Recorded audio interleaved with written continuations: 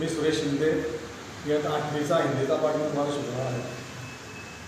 आपण मागच्या वेळेस जो पाठ घेतला होता तो पाठ होता आपला मधुबन.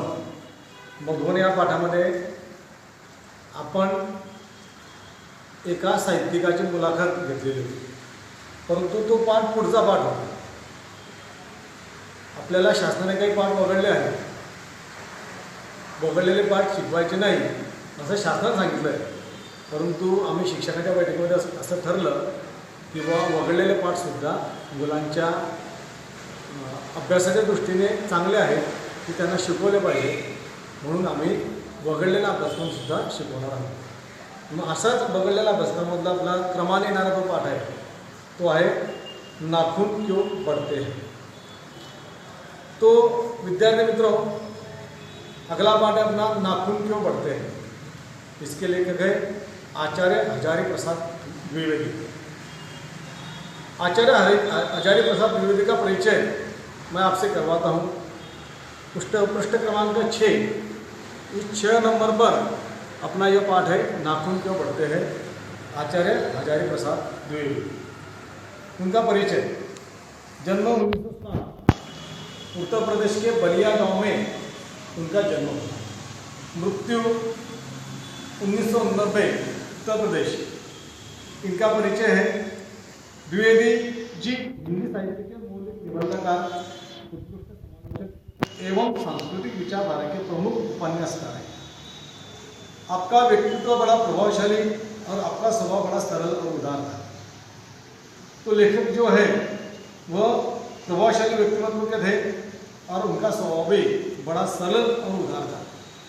आप हिंदी, अंग्रेजी, संस्कृत और बांग्ला भाषाओं के विद्वान हैं.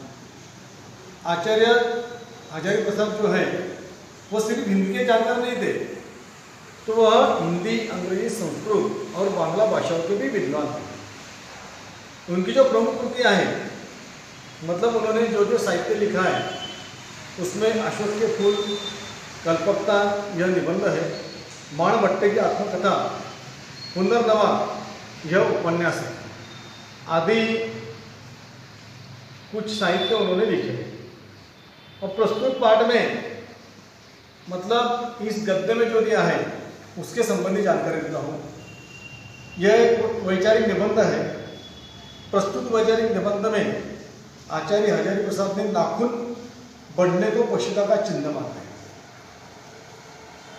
नाखून पशुता बुराइयों का प्रतीक है. आपका कहना है कि जिस तरह नाखून बढ़ने पर हम उसे काट देते हैं, ठीक उसी तरह यदि किसी में बुरी आदतें आ जाए तो उन्हें त्याग देना चाहिए. मतलब हमें संदेश दिया है कि हमारे जब नाखून बढ़ते तो हम काटते हैं, उसी प्रकार हमें जो बुराइयाँ हैं वह हम जब कम करेंगे तो बुराई भी खत्म होगी और हम एक आदर्श संसार के सामने रख सकते हैं. तो हम अब पाठ की ओर बढ़ते हैं. नाखून क्यों बढ़ते हैं, आचार्य हजारी प्रसाद द्विवेदी. बच्चे कभी कभी चक्कर में डाल देने वाले प्रश्न कर बैठते हैं. अल्पज्ञ पिता बड़ा दयनीय जीव होता है. मेरी छोटी लड़की ने जब उस दिन पूछ लिया कि आदमी के नाखून क्यों बढ़ते हैं तो मैं कुछ सोच ही नहीं सका. तो लेखक को अपने बारे में आया अनुभव कथन करते हैं. लेखक कहते हैं कि उनकी छोटी लड़की, उस लड़के ने कि आदमी के नाखून क्यों बढ़ते, तो मैं कुछ सोच नहीं सकता. और तीसरे दिन नाखून बढ़ जाते हैं, काट दीजिए, वे चुपचाप दंड स्वीकार कर लेंगे. पर निर्लज्ज अपराधी की भांति छूटते ही फिर जैसे के तैसे हो जाते. आखिर ये इतने बेहया क्यों है. बेहया मतलब निर्दयी.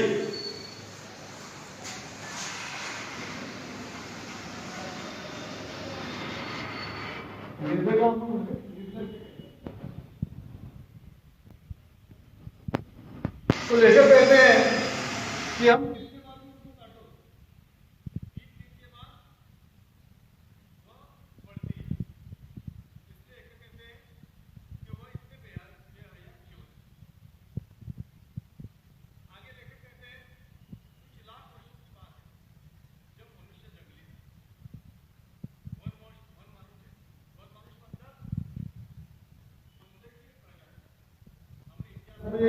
मानव के उत्क्रांति के कई रूप देखे।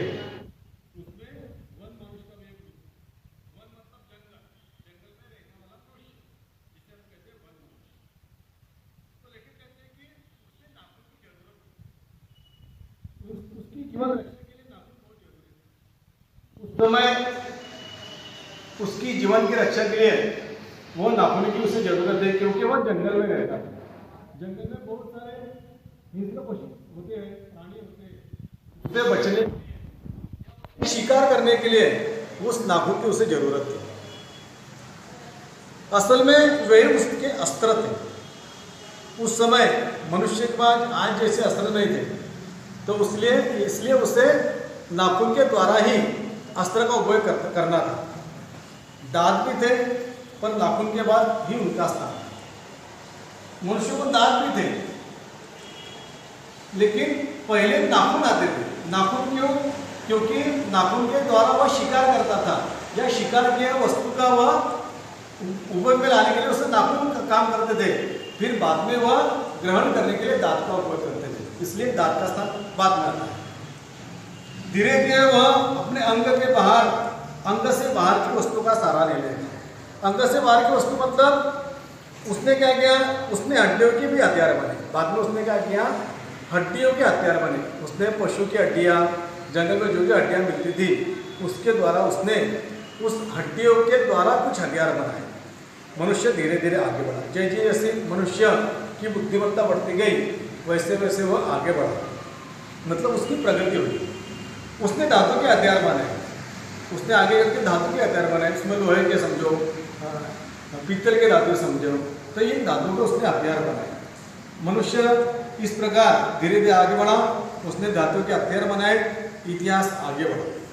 कभी कभी मैं हैरान होकर सोचता हूँ कि मनुष्य आज अपने बच्चों को नाखून न काटने पर डांटता है। हम प्राय देखते हैं, हमारे माता पिता या हमारे शिक्षकगण हमें क्या कहते हैं हमेशा कि नाखून बढ़ाना नहीं। नाखून हमेशा जब बढ़ते हैं उसे काट लेना चाहिए, और न काटने पर हमें डांटते हैं। वे रोज बढ़ते हैं। मुझे ऐसा लगता है कि मनुष्य अब नाखून को नहीं चाहता। तो लेकिन कभी कभी ऐसा सोचता है कि मनुष्य नाखून को नहीं चाहता, मतलब उसे कहने का मतलब है कि मनुष्य को नाखून नहीं होने चाहिए, क्योंकि यह उसकी भयंकर पाशवी वृत्ति के जीवंत का प्रतीक है। पाशवी वृत्ति, पाशवी मतलब पशुवत, पशु जैसा व्यवहार करने वाला उसे कहते हैं पशुवत, और उसे कहते हैं पाशवी। और प्रतीक मतलब चिन्ह, उसके पाशवी वृत्ति का जो प्रतीक है। मनुष्य की पशुता को जितनी बार भी काट दो वह मरना नहीं चाहिए। हमें एक मनुष्य में या हमें एक दुर्गुण है, हम कितनी बार भी हमारी पशुता नष्ट करना चाहे, लेकिन वह जाती नहीं, वह मरती नहीं। अगर आदमी अपने शरीर की, मन की और वाक की अनायास घटने वाली वृत्तियों के विषय में विचार करें तो उसे अपनी वास्तविक प्रवृत्ति पहचानने में बहुत सहायता है। मतलब मनुष्य वह अपने आप सोचता है कि मैं यह पशुता छोड़ दूं, तो वो उसकी वास्तविक प्रवृत्ति है। मनुष्य की नन बढ़ा लेने की जो सहजात प्रवृत्ति है वो उसके पशुत्व का प्रमाण है। लेकिन आगे ऐसा भी कहता है कि मनुष्य की नन बढ़ा लेने की जो सहजात प्रवृत्ति है वो उसके पशुत्व का प्रमाण है। मतलब कई लोग हम देखते हैं कि नाखून बढ़ाते हैं, तो लेखक का ऐसा मानना है कि उसके पशुत्व का प्रमाण है। उन्हें काटने की जो प्रवृत्ति है वो मनुष्य का निशान है। मतलब पशुत्व और मनुष्यत्व, इस दोनों की चीज के बारे में लेखक ने नाखून के बढ़ने का सहारा लिया। जो नाखून बढ़ाते हैं वो पशुत्व का प्रमाण है, और जो नाखून काटने की वृत्ति हमारी प्रवृत्ति है वो मनुष्यता के निशान है। लेकिन आगे कहते हैं, मेरा मन पूछता है मनुष्य किस ओर बढ़ रहा है। मतलब मनुष्य किस ओर जा रहा है, पशुता की ओर या मनुष्यता की ओर, अस्त्र बढ़ाने की ओर या अस्त्र काटने की ओर। मतलब मनुष्य में जो दो वृत्तियां हैं, एक पशुत्व है, दूसरा मनुष्यत्व है। दूसरी वृत्ति अस्त्र बढ़ाने की है, दूसरी वृत्ति अस्त्र काटने की भी है। यह प्रश्न लेखक के मन में आते हैं। मेरी निर्बोध बालिका ने मानो मनुष्य जाति से ही प्रश्न किया है, जानते हो नाखून क्यों बढ़ते हैं? यह हमारी पशुता के अवशेष है। लेकिन बाद में क्या कहता है कि यह हमारे पशुता के अवशेष है। अवशेष मतलब चिन्ह या कुछ बाकी है वह अवशेष होते हम कहते हैं। तो मानो यह हमारे पशुता के अवशेष है। मैं भी पूछता हूँ, जानते हो ये अस्त्र शस्त्र क्यों बढ़ रहे हैं? ये हमारी पशुता की निशानी। प्राय हम जानते हैं कि कई देश अस्त्र शस्त्र बढ़ाते हैं, हम भी हमें संपन्न करने के लिए अस्त्र शस्त्र बढ़ाते हैं, लेकिन लेखक का मानना है कि यह पशुता की निशानी, हम पशुत्व की ओर जा रहे हैं। स्वराज होने के बाद स्वभावतः ही हमारे नेता और विचारशील नागरिक सोचने लगे कि इस देश को सच्चे अर्थ में सुखी कैसे बनाएं। हमें जब स्वतंत्रता मिली, स्वराज मिला, तो हमारे नेताओं ने सोचा कि हमारे देश में शांति को प्रस्थापित होगी और उसके साथ साथ हम सुखी कैसे बने। हमारी परंपरा महिमामयी और संस्कार उज्ज्वल है, क्योंकि अपने आप द्वारा लगाया हुआ बंधन हमारी संस्कृति की बहुत बड़ी विशेषता है। हम जो संस्कृति में रहते हैं, भारतीय संस्कृति में, वह हम अहिंसा को प्रमाण मानते हैं। मतलब हम किसी भी जीव की हिंसा हम करते नहीं, और यह हमारा एक संस्कार है। और इस संस्कार में कुछ भी नष्ट करने की वृत्ति हमें नहीं। इसलिए हम हर 3 दिन के बाद या हम जब हमारे नाखून पड़ते हैं तो हम उसे काट देते हैं। यह हमारी संस्कृति, हमारा विचार है। मनुष्य पशु से किस बात में भिन्न है? आप लेखक आगे कहते हैं कि मनुष्य और पशुता में क्या भिन्नता है, मनुष्यता और पशुता में क्या भिन्नता है? तो लेखक कहते हैं उसमें संयम है। मनुष्य में क्या है? संयम है। दूसरे के सुख दुख के प्रति समवेदना है, श्रद्धा है, तप है, त्याग है। तो मनुष्य में क्या है? मनुष्य में पहली बात है संयम है। हम देखते हैं अक्सर गलियों में एक सादा प्रसंग रहता है, 2 कुत्ते जब आपस में एक आध होते हैं तो वो झगड़े करते हैं, आपस में झगड़ते हैं, अपने आप पर भोगते हैं। लेकिन मनुष्य में संयम है, मनुष्य ऐसा नहीं करता। दूसरे के सुख दुख के प्रति समवेदना है, मतलब किसी के सुख में हम शामिल होते हैं तो उसी तरह हम उसके दुखों में भी शामिल होते हैं, क्योंकि हमें समवेदना है। श्रद्धा है, तप है, त्याग है। दूसरे के प्रति हमारे मन में श्रद्धा है, तप भी है, और दूसरे के प्रति हम त्याग भी करते हैं। इसलिए मनुष्य झगड़े कंटे को अपना आदर्श नहीं मानता। मनुष्य गुस्से में आकर चढ़ दौड़ने वाली अविवेकी को बुरा समझता है। इसलिए हम मनुष्य क्या करते हैं? हम झगड़े कंटे को अपना आदर्श नहीं मानते। हम आपस में कितने झगड़ ले, आप बच्चे भी झगड़ते हो, लेकिन अगले पल आप एक हो जाते हो, क्योंकि हमें झगड़े कंटे में कोई आदर्श नहीं मानना है, उसमें कोई रुचि नहीं आती। गुस्से में आकर चढ़ दौड़ने वाली अविवेक को बुरा समझता है, क्योंकि विवेक के उपरांत है, मतलब अविवेक की सोच है हमारी, झगड़ा घंटा करना, इसलिए हम उसे बुरा समझते हैं। वचन, मन एवं शरीर से किए गए असत्य आचरण को गलत मानते। असत्य आचरण मतलब सत्यता के भिन्न जो आचरण होता है उसे असत्य आचरण कहते हैं, उसे हम गलत मानते हैं, उसे बुरा मानते हैं। लेखक आगे कहते हैं ऐसा कोई दिन आ सकता है जब मनुष्य के नाखूनों का बढ़ना बंद हो जाए।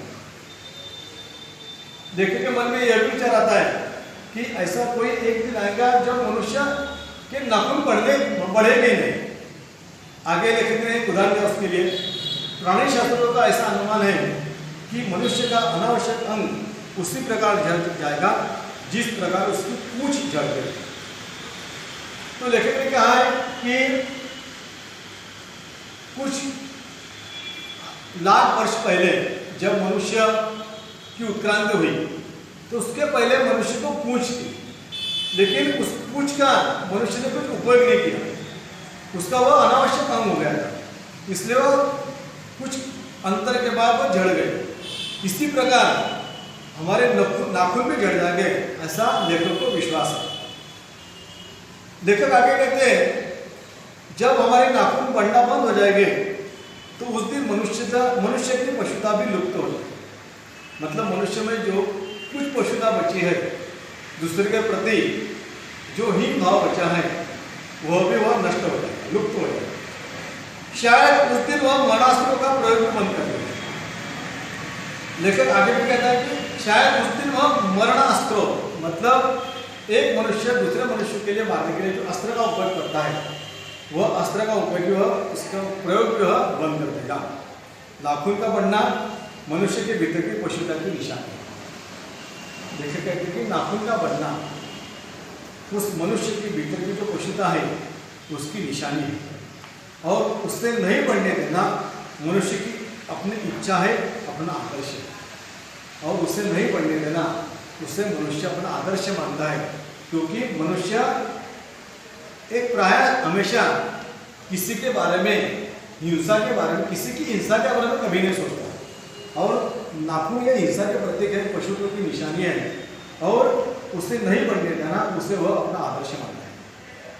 मनुष्य में जो घृणा है, जो अनायत बिना सीधे आ जाती है, वह पशुत्व का द्योतक है। घृणा मतलब दूसरे के प्रति अपने मन में ईर्ष्या भावना, दूसरे के प्रति अपने मन में हीन भावना रखना, उसे हम घृणा कहते हैं। वो यह हमारे मन में अनायास बिना सीखे आ जाती है। जैसे हमारे मित्र ने कुछ नई वस्तु खरीदी तो हमें उसके प्रति घृणा आ जाती, कभी कभी आती है, सबके मन में आएंगे ऐसे नहीं, कभी कभी आ जाती है। तो वो घृणा है, वह अनायास आ जाती है, उसे सिखाया नहीं जाता, वो अनायास आ जाती है। वो यह क्या है, तो यह हमारे पशुत्व का द्योतक है, यह मनुष्यता की निशानी नहीं है। अपने को संयत रखना, दूसरे के मनोभाव का आदर करना, यह मनुष्य का स्वधर्म है। उनका मनुष्य का स्वधर्म क्या है, तो अपने को संयत रखना, मतलब अपने आप में संयम रखना, दूसरे के प्रति घृणा नहीं करना, दूसरे के मनोभाव का आदर करना, दूसरे को प्रति जो मनोभाव है, दूसरे के आनंद में हमने शामिल होना, उसका आदर करना, यह हमारा स्वधर्म है। बच्चे यह जाने तो अच्छा हो कि अभ्यास और तप से प्राप्त वस्तुएं मनुष्य की महिमा को सूचित करती हैं। तो आगे लेकर कहते हैं कि यह जाने तो अच्छा हो कि अभ्यास और तप से प्राप्त, मतलब दूसरे छीनने से हमने अपने परिश्रम पूर्वक, अपने अभ्यास से, अपने तप से जो वस्तु प्राप्त की है वह मनुष्य का महिमा सूचित करती है। मानो हम परीक्षा देते हैं, परीक्षा जब हम खुद स्वयं पेपर लिख कर देते हैं और जो गुण हमें प्राप्त होते हैं उसे हमें आनंद मिलता है। लेकिन अगर हम दूसरों का देखकर लिखते हैं, जिसे हम कॉपी करना बोलते हैं, नकल करना बोलते हैं, तो उससे जो हमें गुण प्राप्त होते हैं तो उससे हमें उतना समाधान नहीं होता। जब अपने आप हमें गुण प्राप्त होते हैं उससे समाधान होता है। मनुष्य की चरितार्थता प्रेम में है, मैत्री में, त्याग में है, अपने को सबके मंगल के निश्चय भाव से दे देने में। तो आगे देखिए कहते हैं मनुष्य की चरितार्थता मतलब सार्थकता, उसके जीवन की सार्थकता कौन सी चीज में है, तो प्रेम में है। एक दूसरे के प्रति प्रेम, मैत्री और त्याग, उसके साथ साथ अपने को सबके मंगल के लिए निश्चित भाव से दे देने में। मतलब हम किसी के बारे में, किसी के कुछ भी घटना के बारे में हम कभी बुरा नहीं सोचेंगे, इसलिए इसी सोच में हमारा मंगल भी है, हमारा खुद का भी, स्वयं का भी अच्छा होता है। नाखूनों का बढ़ना मनुष्य की उस अंदर सहजात प्रवृत्ति का परिणाम है जो उसके जीवन में सफलता ले आना चाहिए। मतलब लेखक आगे कहता है कि नाखूनों का बढ़ना मनुष्य का उस अंदर सहजात, मतलब अच्छी प्रवृत्ति नहीं, अंदर सहजात वृत्ति का परिणाम है जो उसके जीवन में सफलता ले आना चाहिए। इसलिए हम हमेशा नाखून काटते रहते हैं और हमारे माता पिता, हमारे बड़े लोग, हमारे शिक्षक हमें हमेशा क्या कहते हैं कि आप बड़े नाखून मत बढ़ाओ, नाखून काटते जाओ। उसको काट देना उस स्वनिर्धारित आत्मबंधन का फल है जो उसे चरितार्थ की ओर ले जाती है।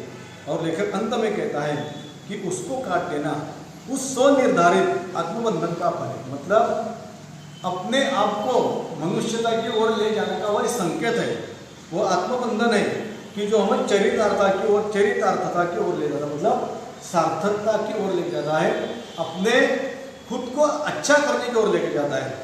तो अंत में लेखक कहते हैं नाखून बढ़ते तो बढ़े, मनुष्य उन्हें बढ़ने नहीं। मतलब नाखून की सहज प्रवृत्ति बढ़ने रहेगी, लेकिन हम मनुष्य है, हम संस्कारित है, हम अपना सार्थक जानते हैं, दूसरों के प्रति आदर रखना जानते हैं, इसलिए हम मनुष्य उन नाखूनों को बढ़ने नहीं देंगे। धन्यवाद। तो बच्चों इस पाठ के द्वारा हमें यह संस्कार मिलता है, हमें जानकारी मिलती है कि हमने नाखून नहीं बढ़ाए। तो मैं आपसे एक बात पूछना चाहता हूँ, अब आप यह पाठ अध्ययन कर रहे हो तो आप अपने हाथ और पैर के नाखून दो, यदि वह बड़े हैं तो उसे तुरंत काट दो। अपने इस अध्यापन के बाद, अध्ययन के बाद काटोगे क्या, उसको काटने में अपनी बधाई है, और उसे काटने में हमने जो पाठ पढ़ा है उसका सही मायने में जीवन का उपयोग है। धन्यवाद।